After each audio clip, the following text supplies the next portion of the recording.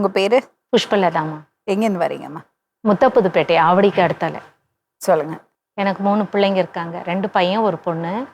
எனக்கு 1982ல் கல்யாணம் ஆச்சு. 15 வயசுல. நீ 2ஆம் தரம் தான் அண்ணனும் அண்ணியும் கல்யாணம் பண்ணி கொடுத்தாங்க. எனக்கு தெரியாது.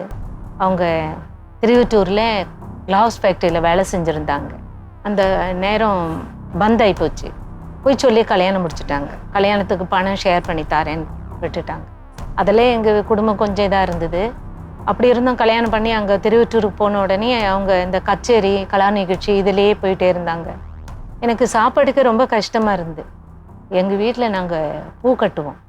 அம்மா பூ கட்டி எங்களை பெரிய இதாக கடையில் வச்சுருந்தாங்க டிஃபன். அது பழக்கத்தில் அங்கே பூ கட்டுற உடனே டெய்லி எனக்கு டீ காலையில் டிஃபனுக்கு செஞ்சிருவேன். இவங்க நாத்தனார் வீட்டில், மச்சனை வீட்டில் தான் சாப்பிட விட்டுருந்தாங்க. இப்படியே இருந்தது. இதுக்குள்ளே எங்கள் மக பிறந்துட்டா. பிறந்துக்கு எங்கள் அம்மா வந்திருந்து வளைகாப்புக்கு கூப்பிட்டு போயிட்டாங்க. அப்போ அம்மாட்ட சொன்னேன். அம்மா சொன்னாங்க, இனிமேல் நீ அங்கே போக வேண்டாம் அப்படின்ட்டாங்க. பாப்பா பிறந்து இங்கேயே இருந்துட்டேன். இவங்க விட்டதே போதும்னு சொல்லிட்டு வீட்டுக்கே வரதில்லை. இப்போ பாப்பா பிறந்து ஒரு வருஷம் கழித்து வந்தாங்க. இப்போ எங்கள் அண்ணன் சண்டை போட்டாங்க. உனக்கு எதுக்கு பொண்டாட்டி, நீ இந்த மாதிரி சொல்லி கல்யாணம் பண்ணிட்டு எல்லாத்தையும் நாங்கள் மன்னிச்சு விட்டோம் அப்படின்னு. அப்படி இப்படின்னு மழுப்பிட்டாங்க. மழுப்பிட்டு பாப்பா 2 வயசு ஆயிடுச்சு தெரியும். அப்புறம் 2வது இப்போ வந்திருக்கானே, அவன் வயிற்றில் நின்றுட்டான். அதுக்கு பிறகு நான் போக மாட்டேன் அப்படின்ட்டு. ஏன்னா வர நேரம்லாம் காசு கொடுக்க மாட்டாங்க. எங்கள் அம்மாட்ட காசு வாங்கிட்டு கொடு, அண்ணாட்ட காசு வாங்கி கொடு, உங்கள் அண்ணெல்லாம் மிலிட்ரியில் வேலை செய்கிறாங்கல்ல, உனக்கு நகை போடலையா, அப்படிலாம் ஒன்றுமே வேண்டான்னு சொல்லிட்டு இப்படி இருந்தது. அந்த நேரத்தில் எங்கள் அண்ணாவுக்கு கல்யாணம் பண்ணி, அண்ணாவுக்கு செல்ல 4 பசங்க, அக்காவுக்கு கல்யாணம் பண்ணி அக்காவுக்கு 4 பசங்க. இவங்க கூட இதெல்லாம் பார்த்துக்கிட்டு இருக்கிறதுக்கு என்னை அப்படியே வச்சுக்கிட்டாங்க.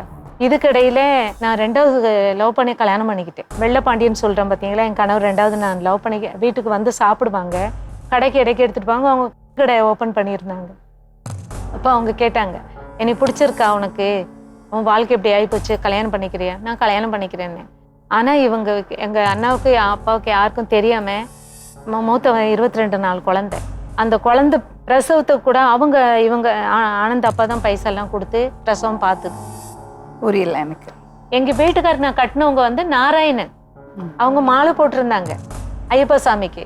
ஆனால் ஒருத்தரை கூட்டிகிட்டு வந்து விட்டுட்டு அவங்க கூட நான் பேசுறது, சிரிக்கிறது இதெல்லாம் பார்த்துக்கிட்டு அவங்க கூட எப்படி நான் எங்கள் வீட்டுக்காரர் கூட இருக்க முடியும்?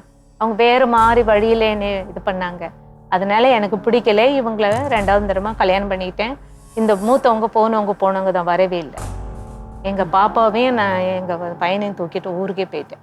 அங்கே அவங்க எங்கள் வீட்டுக்காரர் கல்யாணம் முடியாதவங்க தான். அதனால எங்கள் மாமியார் என்னை சேர்த்துக்கிட்டு அங்கே போயிட்டு வயக்காடு வேலை, அந்த வேலை, இந்த வேலை எல்லாம் பழகிட்டு கற்றுக்கிட்டேன்.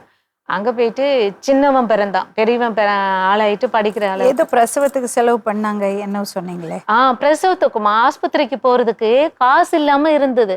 மூத்தவங்க நான் கட்டின கல்யாணம் பண்ணேன் நாராயணன், அவங்க கிட்ட பைசா வாங்கிக்கிட்டு என்னை வேற மாதிரியில பயன்படுத்திட்டாங்க. யார்கிட்ட பைசா வாங்கிட்டு?